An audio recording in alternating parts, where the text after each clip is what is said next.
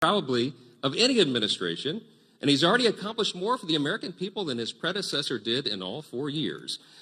There's more of that to come. That's right.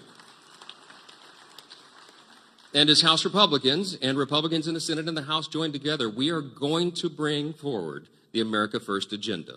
We will be a part of this new renaissance in America, the new golden age, and it begins right now. My friends, my colleagues, ladies and gentlemen, I am so excited to introduce to you tonight the 45th and the 47th President of the United States, Donald J. Trump. Let's hear it. And I'm proud to be an American, where at least I know I'm free.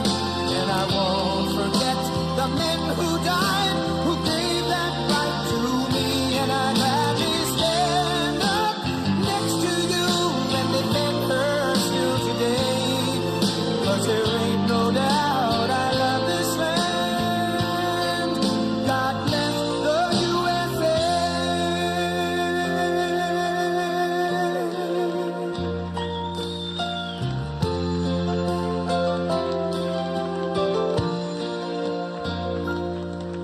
From the lakes of Minnesota to the hills of Tennessee, across the plains of Texas, from sea to shining sea, from Detroit down to Houston and New York to LA, where there's pride in every American heart, and it's time we stand and say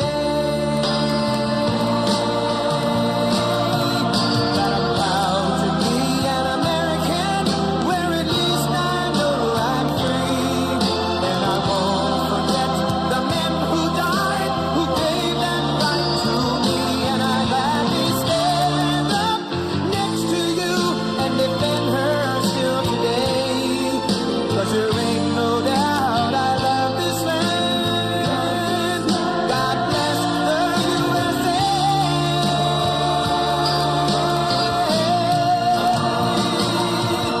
And I'm proud to be an American, where at least I know I'm free.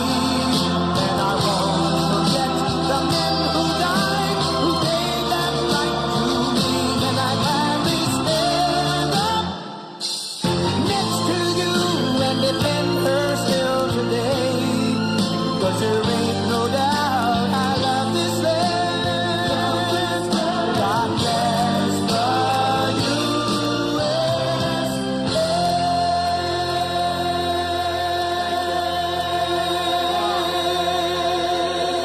Thank you very much, everybody. I want to thank you all and congratulate. This is a very big congratulations to our reelected House Republican majority on your largest popular vote. Did you know that? Since 1928? That's a long time, Mike, right? That's a long time. But I especially want to thank our outstanding leadership team. Speaker Mike Johnson, we all know so well. He's doing great. Majority Leader Steve Scalise, who's gone through so much, and he looks better today than he did 10 years ago. I don't know what's going on.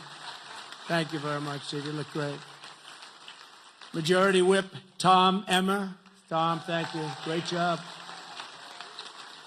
And House Conference Chair Lisa McClain. Lisa, thank you very much. Great job. Great job. Thanks as well to all of the incredible House members and staff for your tireless work on behalf of our country, along with Congressional Institute CEO Kelly Strickland. Thank you very much. Thank you. Kelly, thank you very much.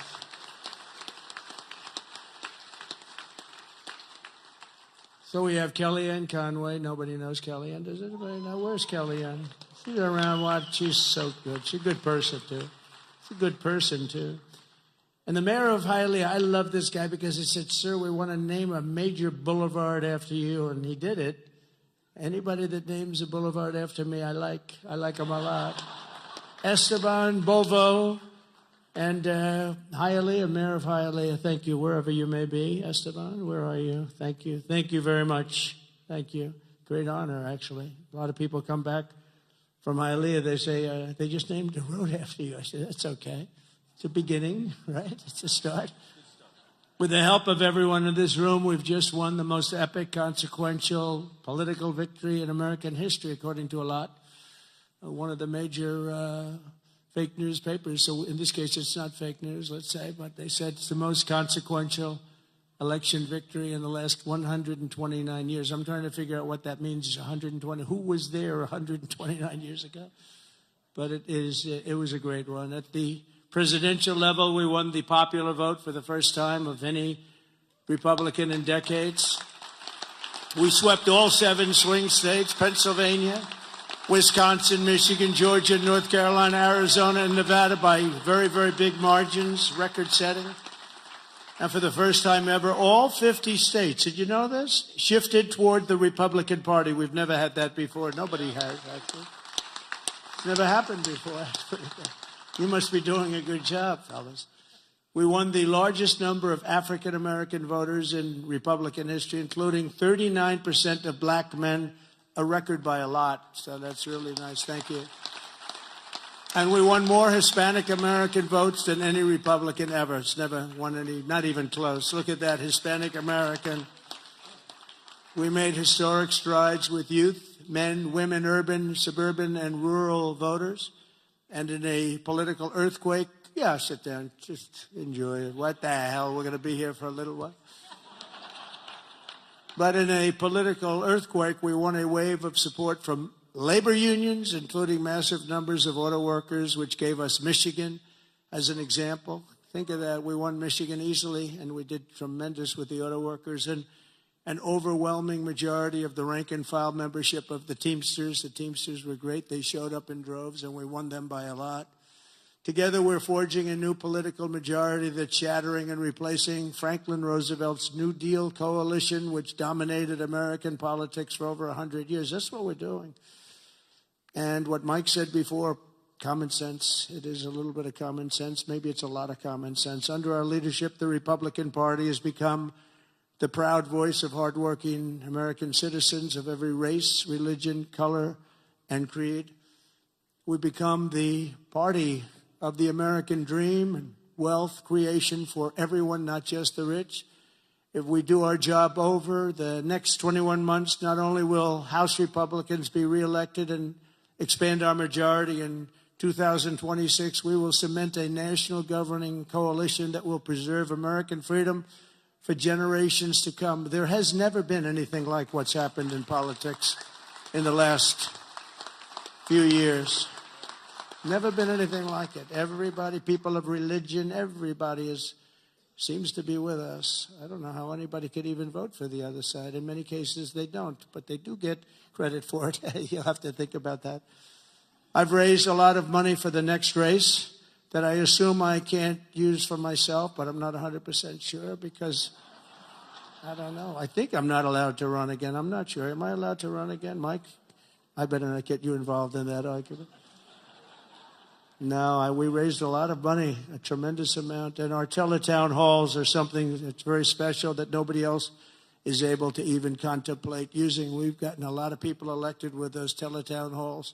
We have 25,000, 30,000 people on just in a congressional area, and they win easy. It works for Elvis, the Beatles, and it doesn't work for anyone else, but it works for Trump.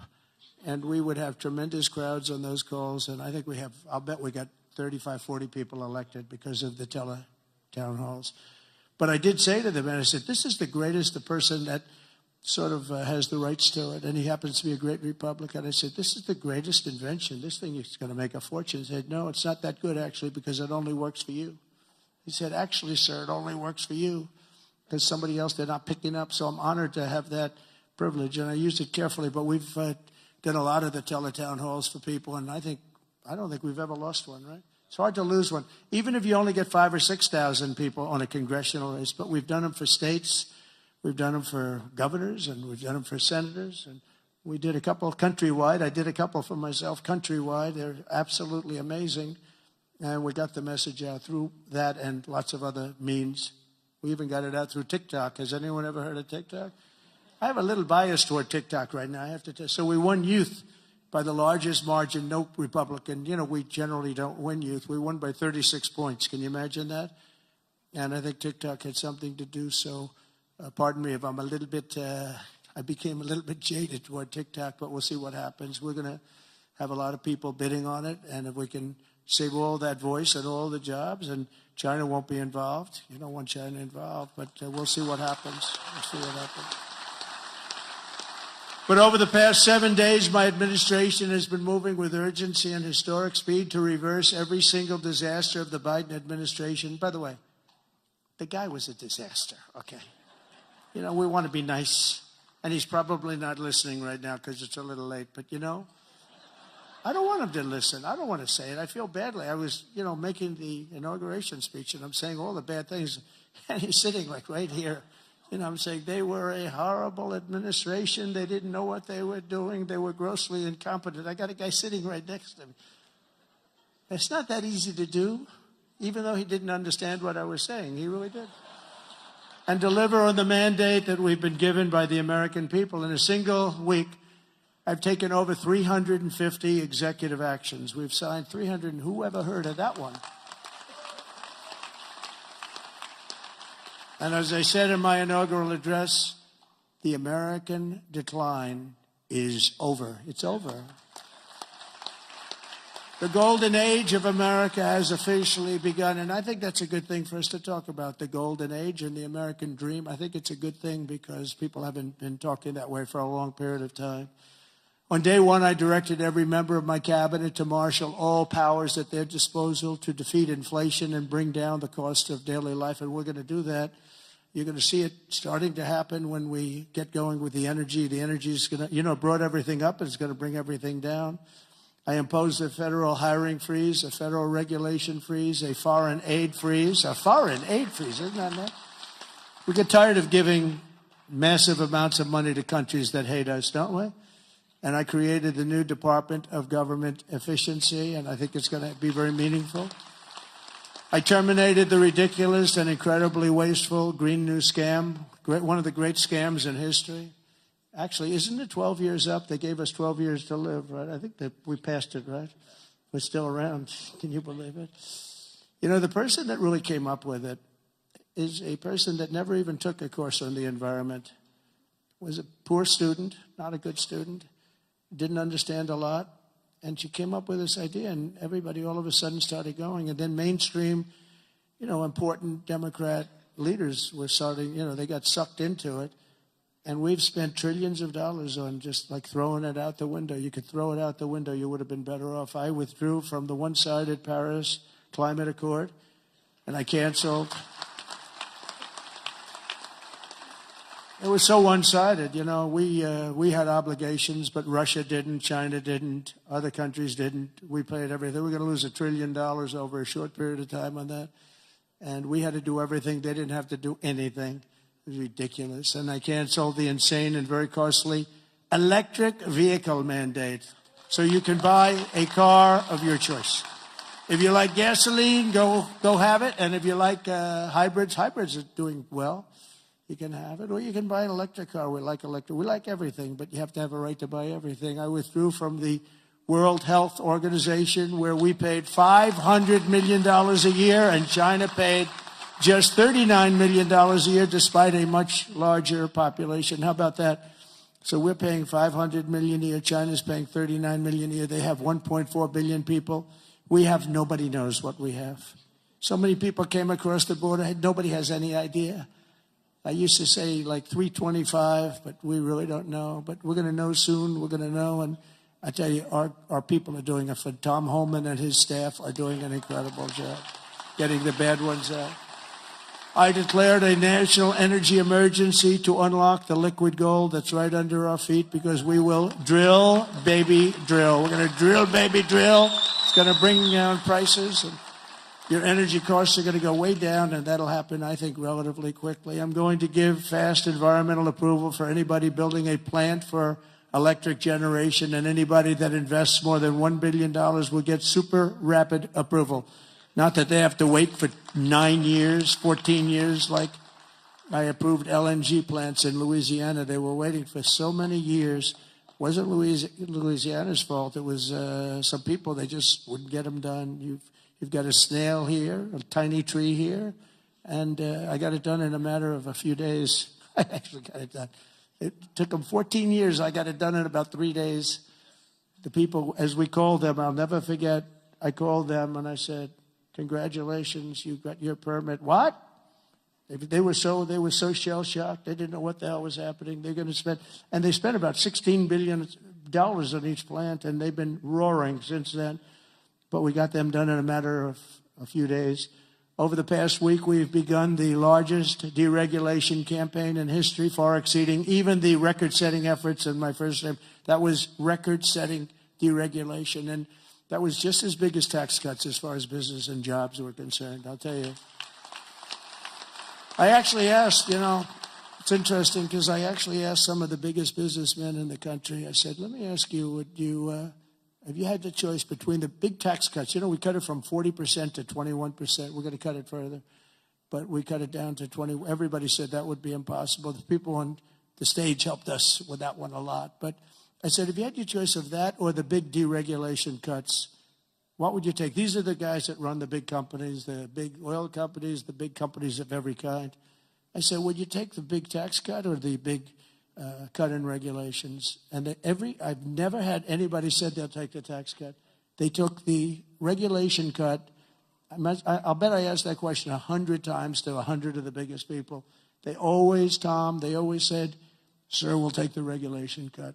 You opened us up. You let us create all these jobs that we've all seen happen. So it was even bigger than the big tax cut. I also signed an order to end the weaponization of our government against the American people and investigate all abuses of power. And I stopped government censorship once and for all, and we brought back free speech to America. That's what happened. We're going to bring it back. We didn't have free speech. We didn't have free speech. I mean, I was investigated more than any human being in history. Alphonse Capone was a baby. Now, this was a serious killer, Scarface. You've all heard of Scarface. He had a scar for a reason. He didn't play games, but he was Scarface. Of course, nobody ever called him Scarface to his face. They said, Al, you look great today. Guy had a scar that was like 2 inches thick that ran from here to here. And they said, Al, you look fantastic. But Scarface was not investigated as much as your president was investigated. And it turned out to be a positive thing for me. Can you believe it? It turned out to be, we got a lot of votes. I think we got a lot of votes because they saw it was weaponization. It was a fight against a political opponent. I ordered the end to all of the lawless diversity, equity, and inclusion nonsense policies across the government and all across the private sector and the military. We got it. We're getting it out, and we've gotten it out pretty much. We did that in 1 week, and it wasn't that easy, but everybody wanted it. People that were strongly in favor of it, I thought, called me and said, thank God you got rid of that. That was so bad. It was so bad we hated it. We abolished 60 years of prejudice and hatred with the signing of one order, all approved by the Supreme Court of the United States. It was a big thing, and the United States has become a meritocracy again. We are a country that's based now on merit for success. Merit. If you're good at what you do, you're going to go places. I made it and who would have thought that was going to happen? We didn't even talk about that one because I figured that one was going to be toughest to get. And so we are now, if you do a meritorious job, if you do something where you're just outstanding, you advance, and that's what it's about. It's about competition, and it's about a lot of things, and the other becomes a very dangerous plateau. We were on that plateau too long, and it's one of the reasons that you saw very bad things happening with our country. I made it the official policy of the United States government that there are only 2 genders, male and female. Gee, that was a tough one. That was a tough one. Some of these people say like 7 genders. I'm trying to say, go and name them. They got some weird stuff going on. No, we have 2 genders. I renamed the Gulf of Mexico the Gulf of America, and we are restoring the name of a great president, William McKinley, to Mount McKinley in Alaska in honor of the incredible people of the state of Ohio who loved their governor and loved the man that became president. He was the big tariff sheriff, they used to call him, and made a lot of money. Our country became very rich, and when he was assassinated, Teddy Roosevelt became president, and he spent all of that money that was made from tariffs. The money was so enormous, and they built the thing called the Panama Canal. You might have read about this lately. It's become a hot subject because China essentially has taken it over, and we're not going to let that happen. We're not going to let that happen. It was the biggest investment to this day ever made by the country. In other words, if you bring it up to modern day numbers, we spent money that we've never spent anything so much. We've never had so many people die. 38,000 people died building the Panama Canal 110 years ago. And they gave it away for $1. It's also one of the most profitable things ever built. You know, ships are lined up back to Florida trying to get through. We're not going to let that happen. Wasn't the deal. We didn't give it to China. We gave it to Panama, sort of, I guess. But they haven't behaved properly. Perhaps most importantly, I declared a national emergency to stop the invasion of our southern border. We're going to stop that invasion. We've already done it. And today in Tijuana, you probably saw, I got a call from Tom Homan and some of the people. They said, sir, it's unbelievable. There is nobody. You have this huge area. It's a gathering area. It's always been packed with these people. What they did to our country is so unbelievable. That they could do this to our country is so horrible. But he said there's nobody there. And then they actually put it on television. I got to see it. And there was literally not one person, this vast area where people stay there all day long and they just walk right into our country. They're just unchecked, no way, no check-in for ideas like voter ID. They don't want voter ID because they want to cheat. They wanted these people to come in because they want to cheat too. But who could allow this to happen? But there wasn't one person standing in this massive an area that's like 5 football fields that was packed for years under these horrible people that wanted to kill our country. We halted all illegal entry. We have successfully ended catch and release, and we're deporting 100% of all new trespassers apprehended at the border, and nobody's coming in, and nobody's coming now because they know they're not going to be able to come in. So we've really stopped something that was very, very serious. But we have to get the bad ones out. We have many murderers, many very bad people in our country that they've allowed because of a ridiculous, actually stupid, open border policy.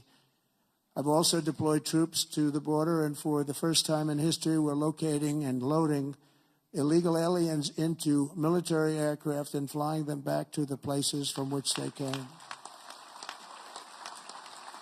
And very importantly, America is respected again. We're respected again. Isn't that nice? You know, after years of laughing at us like we're stupid people. And as you saw yesterday, we've made it clear to every country that they will be taking back our people that we're sending out, the criminals, the illegal aliens coming from their countries. We're taking them back, and they're going to take them back fast. And if they don't, they'll pay a very high economic price, and we're going to immediately install massive tariffs. It'll be placed on them and other sanctions, but the tariffs, I told you, most beautiful word in the dictionary. I also told you that I said that the first time, and I got just absolutely decimated by the fake news, you know.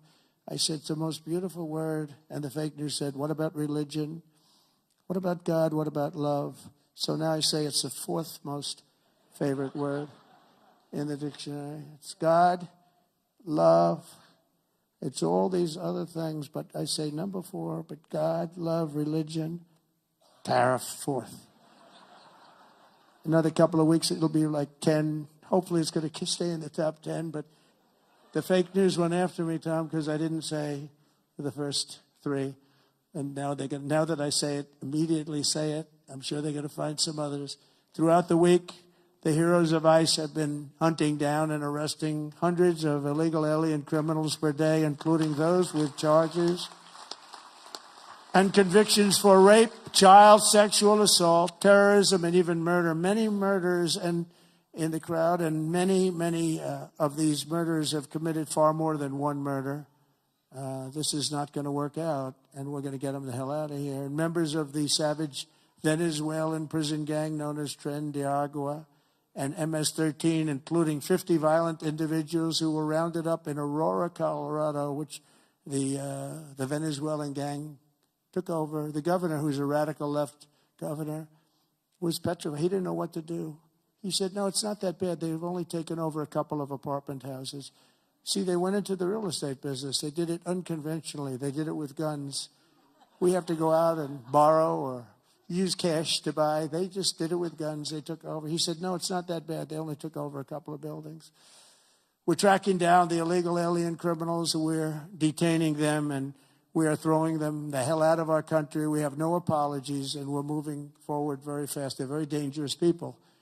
They're very dangerous people. They're violent people. I used to say these are more violent than our criminals. In fact, the best part about them is they make our criminals look quite nice, actually, by comparison. They are very violent people.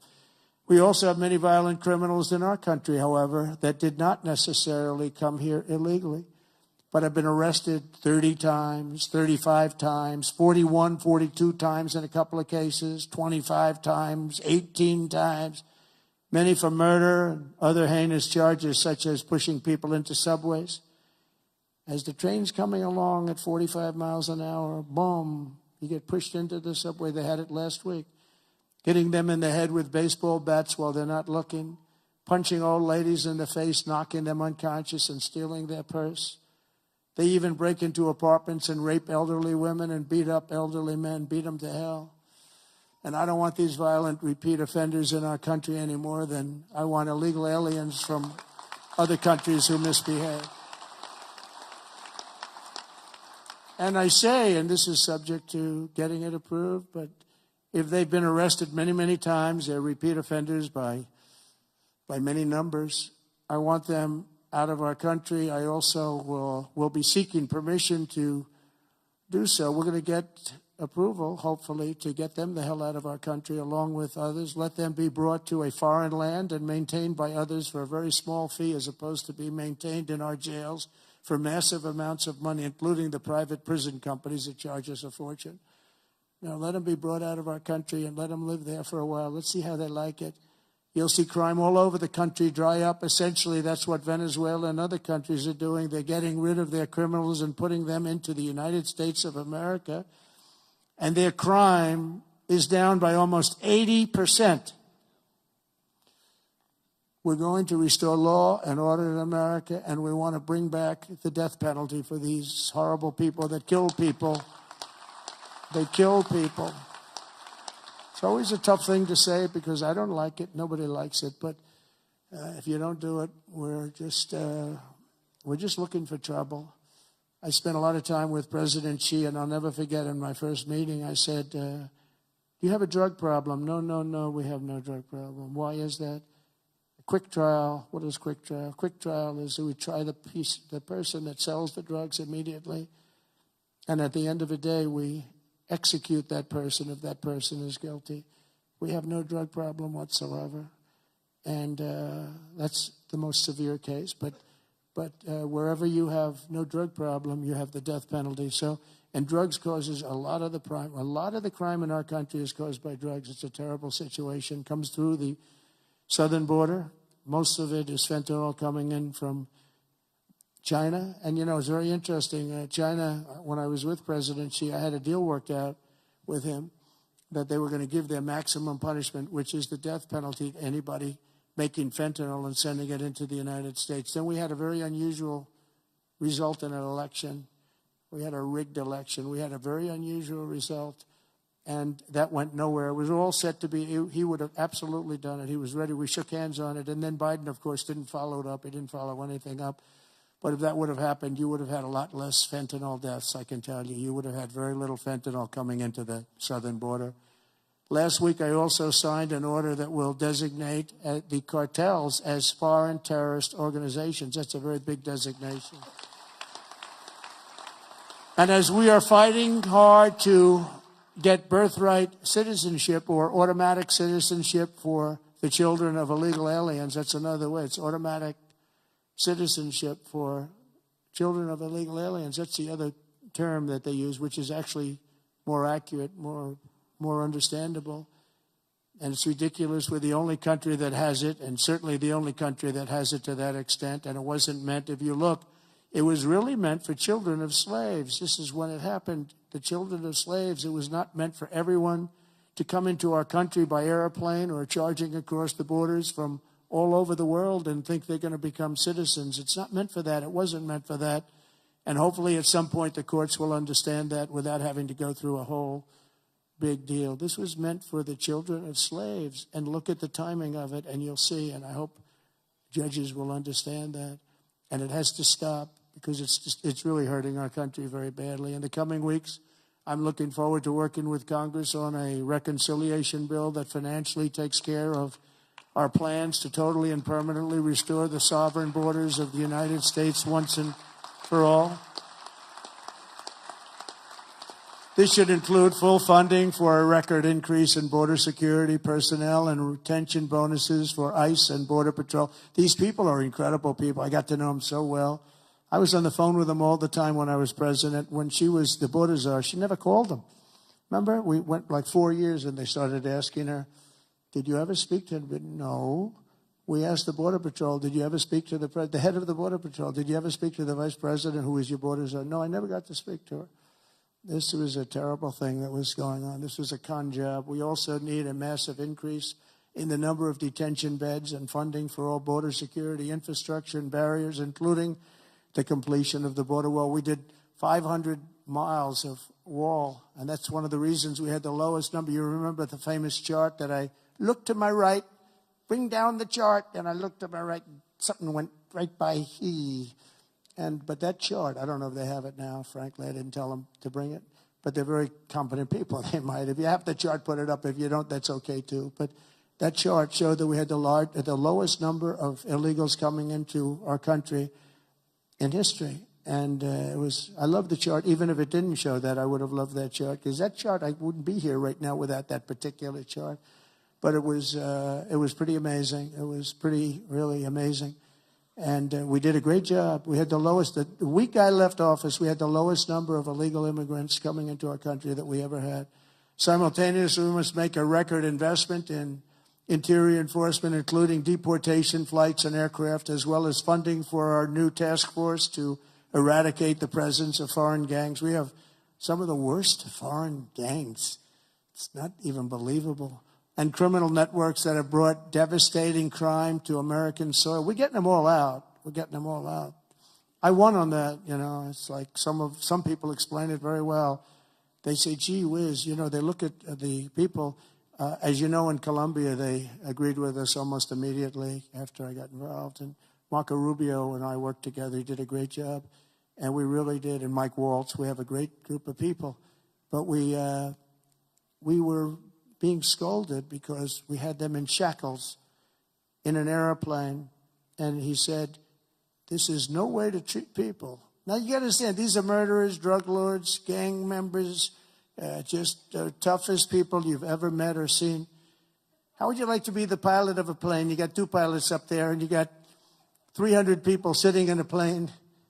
Every one of them either a murderer, a drug lord, a kingpin of some kind, a head of the mob, or a gang member, and you're flying that plane. It's not going to end well. Do you ever see the movie Con Air? That's what, yeah. Except here's the difference. The people in Con Air were actors. They weren't nearly as tough as these guys. I would say that plane would be gone before it ever left. Those pilots would be gone before it ever left. So they don't want us to shackle them. I don't want to be in that plane. I want to thank every Republican House member for voting to pass the Lake and Riley Act, the first enforcement only bill that's been passed in 3 decades. I met the parents of Laken, and they were incredible people. They were just so devastated. I mean, can't even explain to you. You can't say somebody's life is over, but essentially their life is so different, and it can never be the same. She was beautiful. She was great person. But to have a bill of such importance named after her is a great tribute. But what these parents, and you know, you have so many of them, where they've lost a loved one to crime, but to this new form of crime, criminal, illegal aliens, it's massive. The numbers are massive, and you add that to the crime we already had. This shows the potential for additional enforcement bills that will help us crack down on criminal aliens and totally restore the rule of law in our country. I'm also eager to get to work with Congress on the largest package of tax cuts and reforms in American history. We've got to get that done. And we don't want to get hung up on the budget process. We just want, whether it's one bill, two bills, I don't care. Let these guys, they're going to work it out. They're going to work it out one way or the other. But the bottom line, the end result is going to be the same. We want to have all of those benefits. And we want to keep people's taxes low and actually make them lower. And that's not just rich people, that's everybody. It's frankly, proportionately the lower scale, much more so than a higher scale.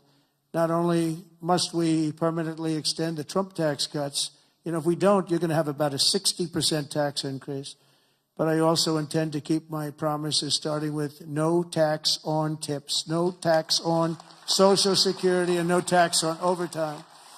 We're working very hard to get them done, and we are. I went to Nevada just this last couple of days. Started off in North Carolina because I didn't want to forget the people of North Carolina were treated so badly by FEMA. And they came to me, they said, "Sir, you're going to California tomorrow." I said, "Well, what about North Carolina?" "Well, we'll do that another time." And I said, "No, we won't. I'm stopping in North Carolina first." And we stopped there. We met great people. Franklin Graham has done a fantastic job. He's done a great job, but others also. And I met people that were devastated. The Democrat Party with FEMA, their FEMA did absolutely nothing. And we have it worked out. Your congressmen are helping very much there. Your three Congress people are working very hard on that whole thing, along with Michael Whatley. And Laura wants to be involved too. Laura Trump, she's doing great jobs. She's done a great. Michael and Laura have been unbelievable as the head of the RNC. They've been unbelievable. Unbelievable. You know why I picked Michael? I said, who ran North Carolina? Tell me. Because in the 2016 election, we did so well. And then in 2020, we did great in North Carolina. But others, we watched, ping, ping. What the hell's going on? But with North Carolina, when he had 600 lawyers, 601 lawyers working for him, and they didn't play games in North Carolina, I said, that's the guy I want to run it. And Michael Whatley has done an unbelievable job, and he worked with Laura so well. She comes from that state, from North Carolina. They've done such an incredible job. So thank you very much. I want to just thank you in front of leadership. Incredible. And I really don't want to give him another job, to be honest. That's the most important job. He said, "Sir, I'll go anywhere." I said, "I don't want you to go anywhere. I want you to stay where you are. We'll give you plenty of money to get the job done, right? But we don't want to lose it." I mean, he could do anything, actually, but he's a very talented person. There's nothing more important because we have to win in 2 years or we have to win in 4 years. There's nobody better to head it up. So thank you very much, Michael, and really stand up. We're just an incredible job. Really amazing. I wanted to save that for leadership because I say it all the time. People don't know what the hell I'm talking about, but leadership knows what I'm talking about. And it's really incredible. The two of you as a team are unbelievable. Our administration will also be working to implement the Make It in America plan that I outlined very successfully in my campaign. I think my campaign, I really focused on the border more than anything else. A lot of people said, the biggest thing was inflation and the economy, and then maybe the border was third. I always felt the border was first because I felt that people could really understand that you can't have people pouring in from the prisons all over the world and from mental institutions all over the world and dumped into our country. So I talked about that much more so than I did inflation. I mean, inflation was terrible. It was the worst. I think it was the worst in the history of our country. But you can only talk about it so long. The price of apples doubled. The price of bacon is quadrupled. Everything is a disaster. And you say it, and then what do you do? With this, I could give examples of what they're doing to destroy our country. And I felt it was the strongest thing. It's funny. In 2016, I won on the border. In 2020, we did so well, I couldn't talk about the border. My people would say, "Sir, don't bring up the border. Nobody wants to hear it." I said, "No, I did a great job." It was a horrible border in 2016. But that border was beautiful compared to what we have now. So I didn't talk about it, and we did great. I mean, look, I got millions of more votes in 2020 than I got in 2016. Nobody ever got the most votes of any Republican in history in 2020. But this time I said, let's make it too big to rig. We're going to make it too big to rig, and that's what happened, and they couldn't. They tried, these cheating guys, these cheating people, but they tried, but they gave up. I brought taxes down from 40% to 21%, which everybody said was impossible, and I did it with these people up here and a lot of the people there. A great congressman. I want to name every one of them, but I'd be naming them all night. I'm looking at them. Look at all these people. They're great. They're so great, Russell and you. And every single Virginia. Look at Virginia. She's a killer. Nobody would know she's a killer.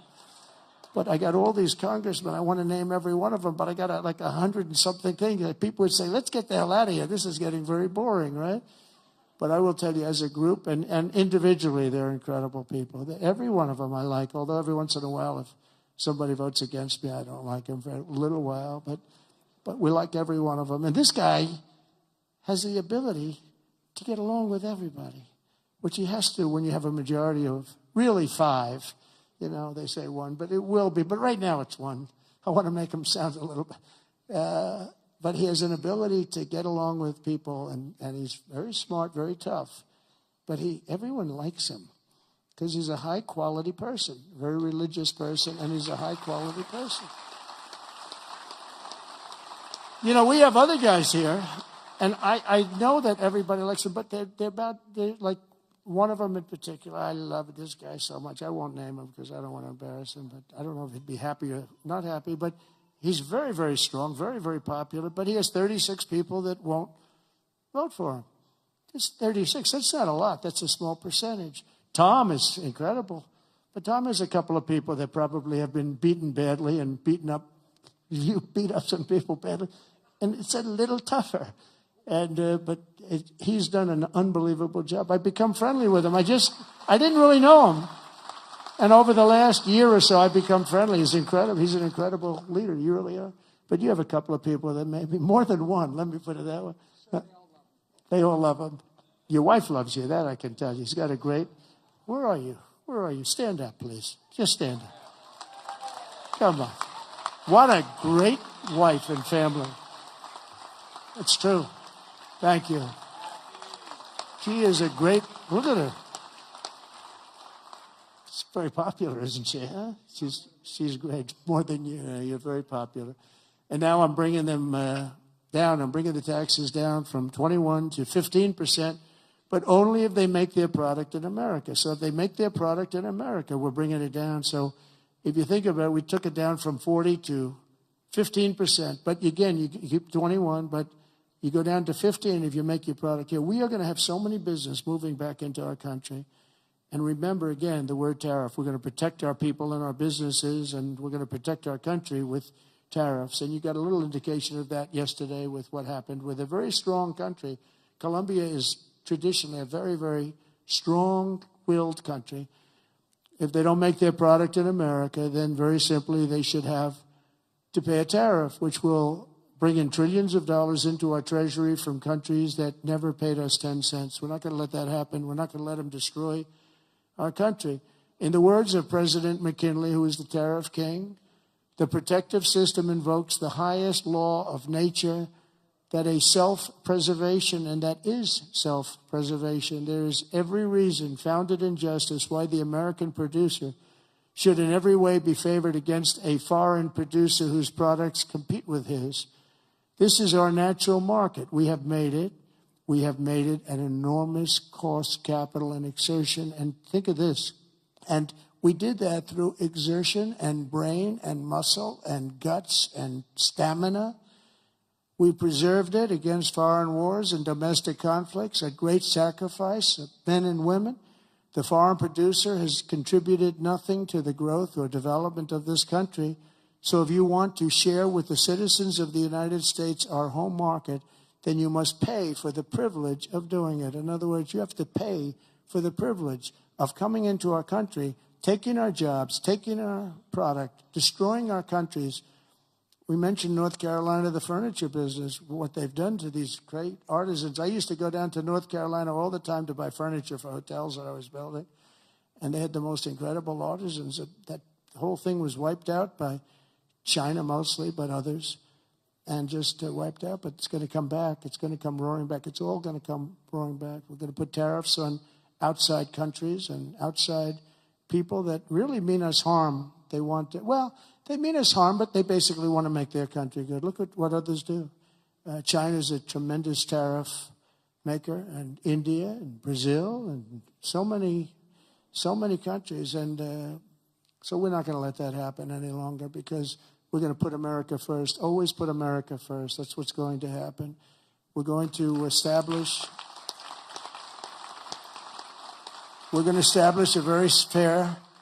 a very fair system where money is going to come into our coffers, and America is going to be very rich again, and it's going to happen very quickly. It's time for the United States to return to the system that made us richer and more powerful than ever before.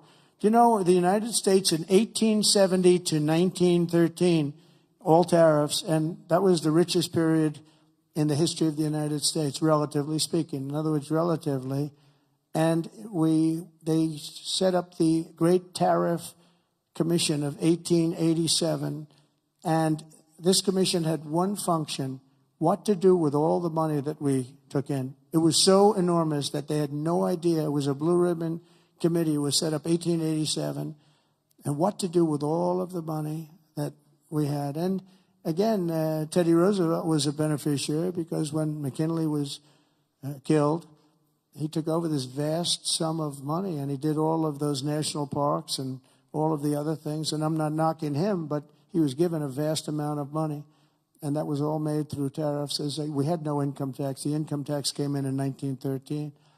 As I said in my speech last week, instead of taxing our citizens to enrich foreign nations, we should be tariffing and taxing foreign nations to enrich our citizens. Does that make sense, right? Under the American First economic model, as tariffs on other countries go up, taxes on American workers and businesses will come down, and massive numbers of jobs and factories will come home. The job creation will be enormous. In particular, if you look at the automobile sector, I mean, we're just being wiped out. You just take a look at what's happened to that over the years. And the auto workers voted for me. I have an obligation to do what's right, and I'm going to do that. Do you know, in Mexico, they were going to build the largest auto plant anywhere in the world.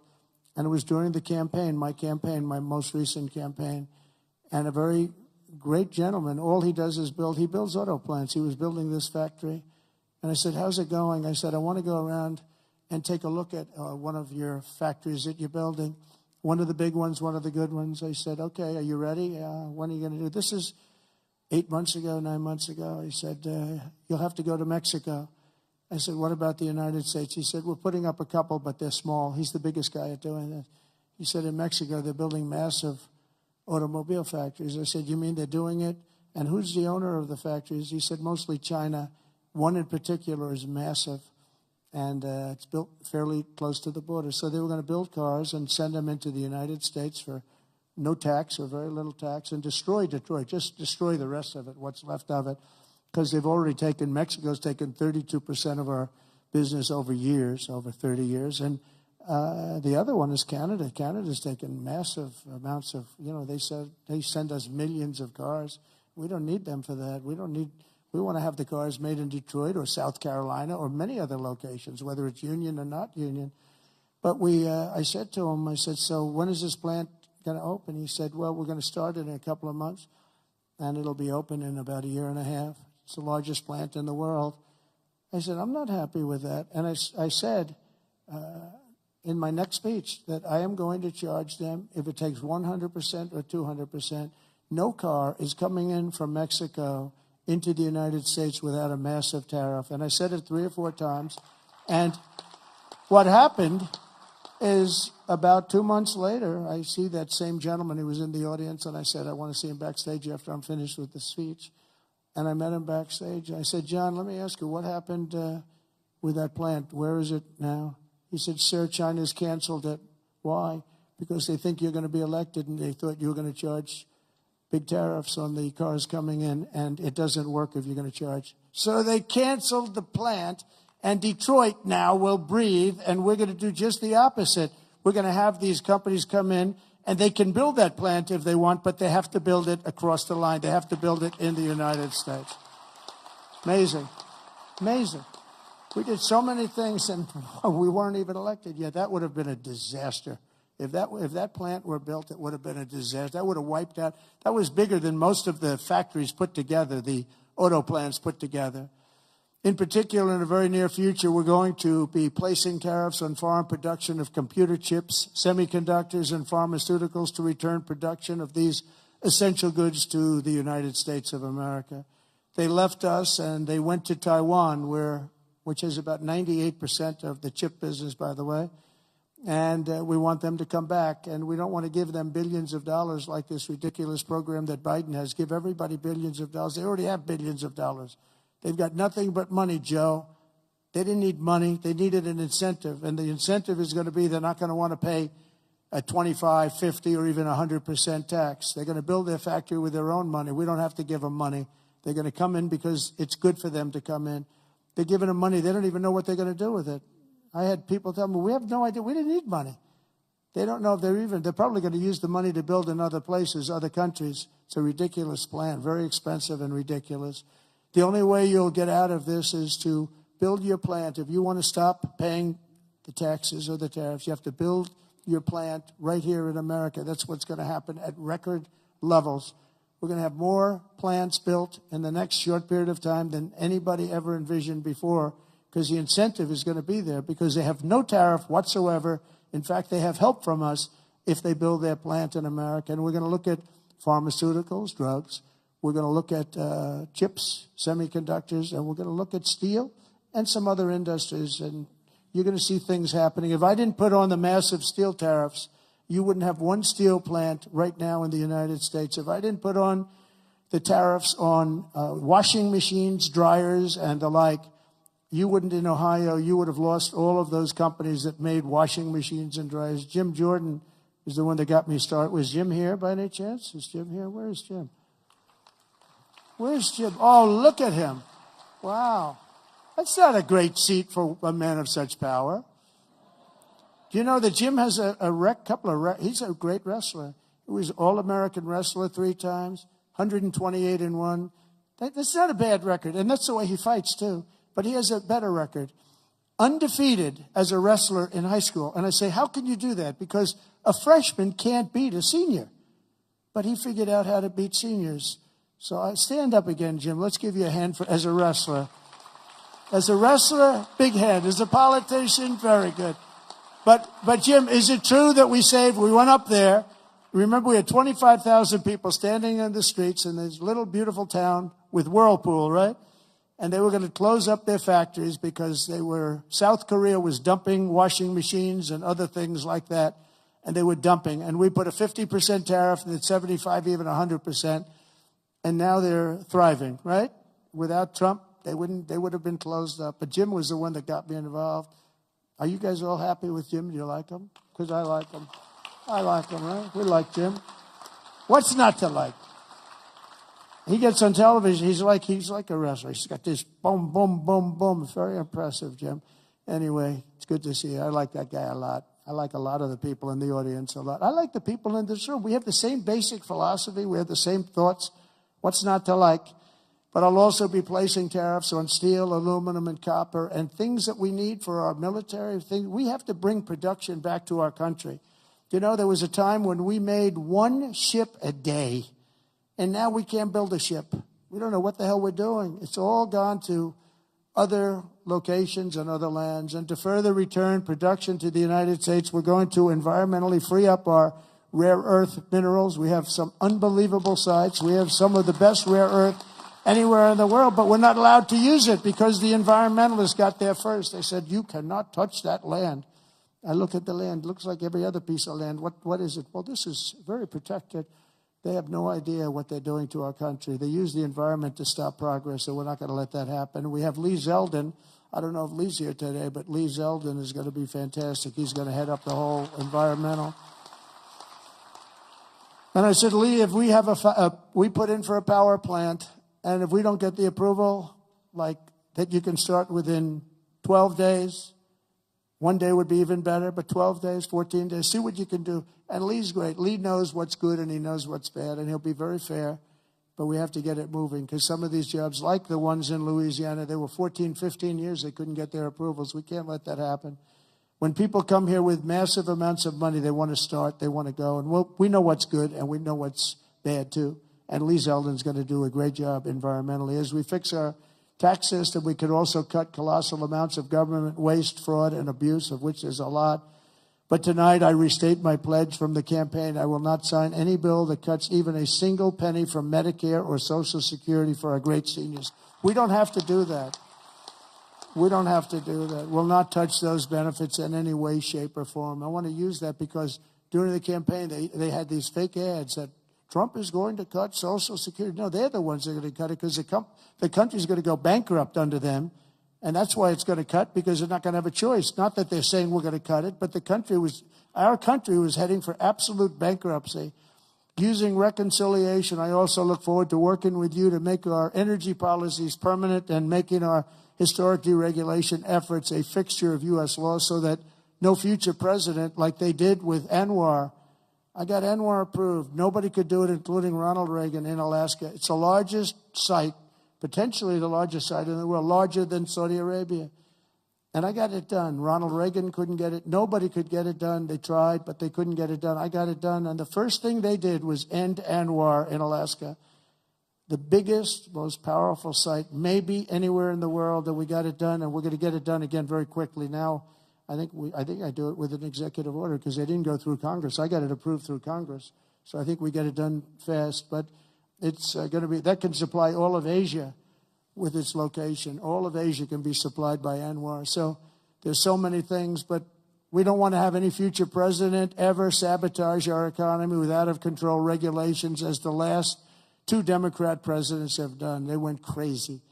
Last week, I signed an order revoking Joe Biden's destructive artificial intelligence regulations, so that AI companies can once again focus on being the best, not just being the most woke. And today and over the last couple of days, I've been reading about China, and some of the companies in China, one in particular, coming up with a faster method of AI and much less expensive method. And that's good, because you don't have to spend as much money. I view that as a positive, as an asset. So I really think if it's fact and if it's true, and nobody really knows if it is, but I view that as a positive, because you'll be doing that too. So you won't be spending as much, and you'll get the same result, hopefully. The release of DeepSeek AI from a Chinese company should be a wake-up call for our industries, that we need to be laser focused on competing to win, because we have the greatest scientists in the world. Even Chinese leadership told me that. They said, you have the most brilliant scientists in the world in Seattle and various places. But Silicon Valley, they said, there's nobody like those people. This is very unusual when you hear a DeepSeek, when you hear somebody come up with something. We always have the ideas. We're always first. So I would say that's a positive. That could be very much a positive development. So instead of spending billions and billions, you'll spend less, and you'll come up with, hopefully, the same solution. Under the Trump administration, we're going to unleash our tech companies, and we're going to dominate the future like never before. And finally, we need to work together on a defense bill that once again fully rebuilds our military for our great warriors. We have to have a strong, strong defense.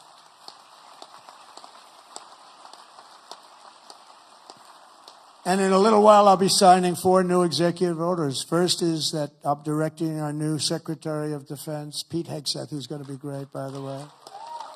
Thank you for the support. Thank you very much for the support. You really did support him greatly. I think he's going to be fantastic. I know him very well. I think he's going to be fantastic. He's what we need. To immediately begin the construction of a state-of-the-art Iron Dome missile defense shield, which will be able to protect Americans. You know, we protect other countries, but we don't protect ourselves. And when Ronald Reagan wanted to do it many years ago, luckily we didn't. We didn't have the technology then. It was a concept, but we didn't. And now we have phenomenal technology. You see that with Israel, where out of 319 rockets, they knocked down just about every one of them. So I think the United States is entitled to that, and everything will be made right here in the USA, 100%.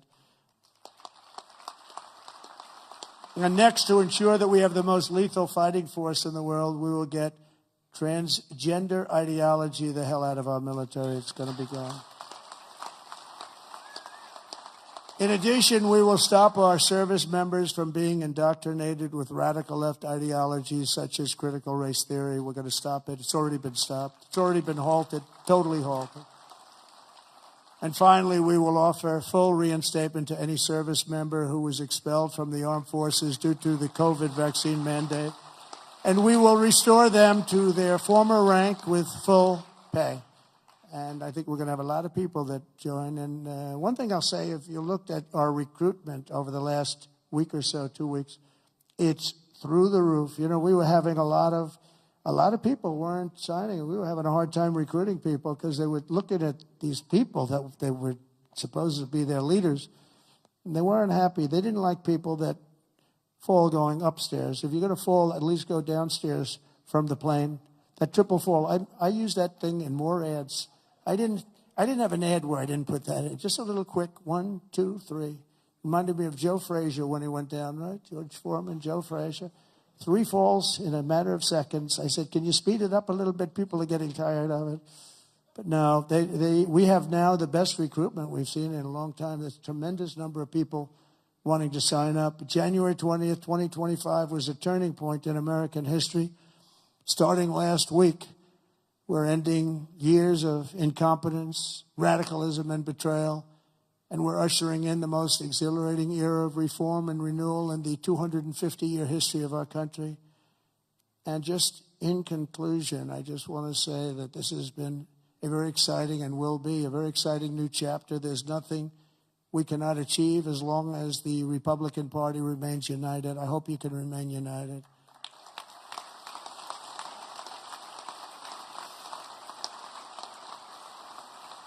And it's one thing I give the Democrats a lot of credit for because, you know, they have lousy policy. I think, frankly, half of them are totally crazy. But they do stick together. They stick together on stuff that nobody can. I mean, how can you want prisons emptied out into our country? They stick together. They stick together on everything. Impeachment hoax number 1, impeachment hoax number 2. They stick together. Although I must tell you, you gave me great support during those 2 problems. Those 2 fake witch hunts, which have now turned out to be totally fake and disgusting. But you gave me tremendous support. But the Republican Party has to stick together. We just can't have people going, 1, 2, 3 votes. And we don't have that luxury. It would be different if we had a 20-point, 30-person majority, but we don't. We have to help leadership. And, you can be assured that you have certain philosophies, that if you're going to have most of the people, almost all of them, voting for something, you're going to be okay. It's not going to be bad. You have to stick together. It's the one thing that I would say we don't get very high marks. Everything is so hard. We always have 2 or 3 or 5 or something, people that just don't want to do it. And you just got to do it. You just got to do it. Make life easy. Just got to do it.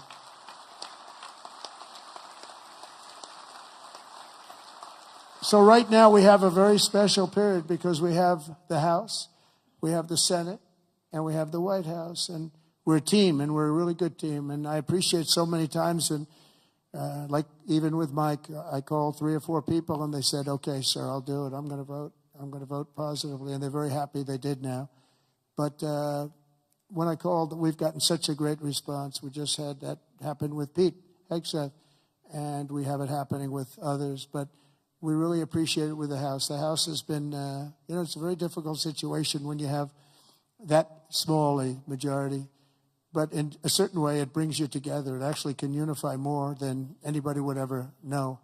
And a victory is sweeter, as they say, because of it. And I think we're going to have a lot of victories, but we have to stick together. We have to work together. We have to fight together. And we're going to win together. We're going to win like never before. We have a chance to win like never before. As long as we stay united, the 119th Congress will be remembered as the most successful and accomplished Republican majority in American history. I believe that. I think we have a chance of doing it.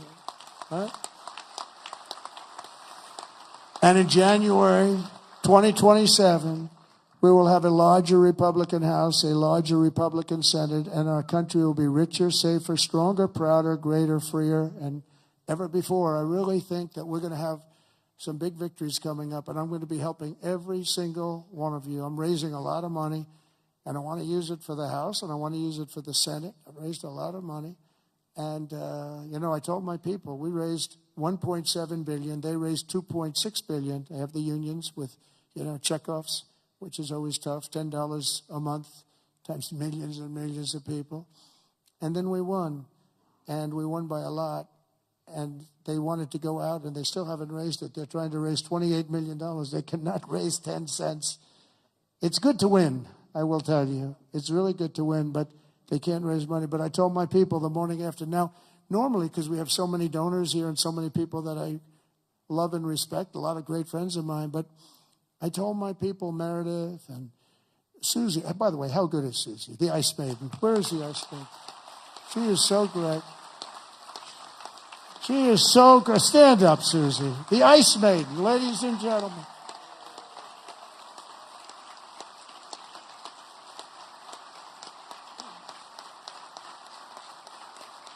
Wow, look at that. Most powerful woman in the world, they say. Most powerful woman in the world. She's made of ice. She's great. No, when I came to Florida, Florida was a Democrat state. Had a Democrat governor. They had one Democrat senator. It was largely a Democrat state. And through various reasons, I ended up with Susie running the campaign, and she was unbelievable. We won it in a landslide. And then the second time, we won it in an even bigger landslide. And when it came time to choosing somebody to run the campaign, the whole campaign, I said, what about Susie from Florida? She never lost. I won every primary. I won every. I didn't lose anything. And it was a Democrat state. And it was a landslide both times. And all of the Republican stuff was almost like it didn't even exist. It was amazing. I said, what about Susie? Well, sir, a woman has never been in this position before. I said, really? Oh, by the way, we have Kellyanne Conway. She didn't do too badly either, right? She did a great job, 2016. And when it came time to chief of staff, do you know that there has never been a woman chief of staff? But there is now. There is now, right? I didn't know that. I'm so surprised. I'm very surprised. But it came time to running the campaign, and I said, well, I've never had a loss with Susie. She comes from great stock, Pat Summerall is her father. Pat Summerall was a football player, great football player, but a really great announcer, really the voice of the NFL for 27 years or something. He was great. And a leader. He worked with John Madden, and he was able to get John Madden to do things that nobody else could do. They'd say, Pat, John is really difficult. Now, John was a difficult guy, but he got big ratings and he was good. And Pat would go up, come on, John, let's get this done. Come on. I know you don't like the heads of the company. Yes, that's it. They're paying you a lot of money. Come on, John, let's get it done. And he'd go and do it. And this went on for, 27 years, right? But he was a leader, her father. And, this is somebody that has the gene. I'll tell you, she's great. And she's done a fantastic job. So she was so good with the campaign. I said, let's let her do the campaign. And it was flawless. And again, I said before, we had her win a lot of votes because it's crooked as hell. And I hope you can go to voter ID and same-day voting and paper ballots and all of those things, because ultimately we'll never lose a race if you do that. I'm telling you, you'll never lose a race. And I hope you can get that. And that's said to the governors mostly, but you people have a lot of power over it. But Susie ran the race, and we did phenomenally, and then we just made her the chief of staff, and she's doing great. They say it was the greatest opening week in presidential history, and I think, it couldn't be a hell of a lot better. Even CNN is saying, this guy is amazing. I couldn't believe it. I said, did CNN really say that? Because nobody watches, so nobody was able to confirm it. But it was pretty amazing. Oh, the camera just went off. It's always tough. Usually you get them by surprise. But I just want to thank everybody. We're going to make this tremendously successful. I believe we're going to have one of the greatest 4 years in the history of our country. We're going to turn it around quickly, and then we're going to go on and We're going to progress like nobody ever thought possible. And I want to thank these great 4 people because they really are leaders and they're phenomenal people. And I want to thank all of my friends in the audience, many of whom are congressmen and congresswomen and people that have just tremendous talent. Every single one of you, I know every one of you, and you have tremendous talent. And if we stick and if we fight together, there's nobody can stop us. We're going to have, because they have bad policy. Their policy is so bad. Nobody could win with this policy. Nobody. And we have the best policy. And again, as they say, and we say, and I've been saying for a long time, we're the party of common sense. And we're the party that's going to have the best 4 years ever. Thank you very much. Appreciate it. Thank you very much.